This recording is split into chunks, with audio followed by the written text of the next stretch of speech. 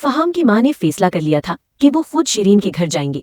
उनका मानना था कि रिश्तों को मजबूत करने का सिर्फ एक तरीका है, गिले शिकवे खत्म करके एक दूसरे के करीब आना।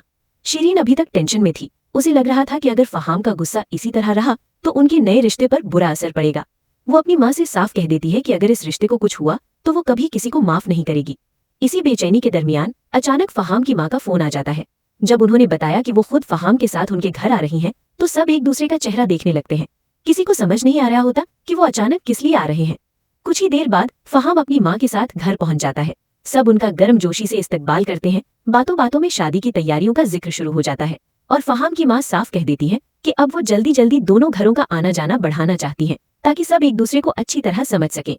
जाहिर तौर पर माहौल बहुत खुशगवार लग रहा था, लेकिन दूसरी तरफ इसी घर के एक कमरे में अनस और अंसा चुप कर बैठे होते हैं। अंसा बिल्कुल भी बाहर जाना नहीं चाहती। उसका कहना होता है कि फहाम की नजरों में उनकी कोई इज्जत नहीं बची। हर दफा जब वो उसके सामने जाएगी, उसे वही पुरानी वीडियो याद आएगी जिसने उनकी जिंदगी उलट कर रख दी थी।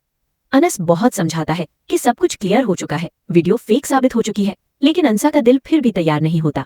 आखिरकार अनस उसे मना लेता है और दोनों बाहर निकलते हैं, लेकिन उन्हें बिल्कुल अंदाजा नहीं होता कि सिर्फ कुछ ही लम्हों बाद माहौल इतना गर्म हो जाएगा कि सबके होश उड़ जाएंगे। इधर गार्डन में फहाम और शिरीन अकेले बात कर रहे होते हैं। फहाम हल्का सा रोमांटिक अंदाज इख्तियार करता है और शिरीन से कहता है कि उसकी सारी दिलचस्पी सिर्फ उसमें है। फिर वो मजाक मजाक में चैलेंज की बात छेड़ देता है और कहता है कि उसे चैलेंज जीतना बहुत पसंद है। शिरीन भी मुस्कुराकर जवाब देती है कि तुम हर चैलेंज इसलिए जीत पाए क्योंकि हर कदम पर मैं तुम्हारे साथ खड़ी थी।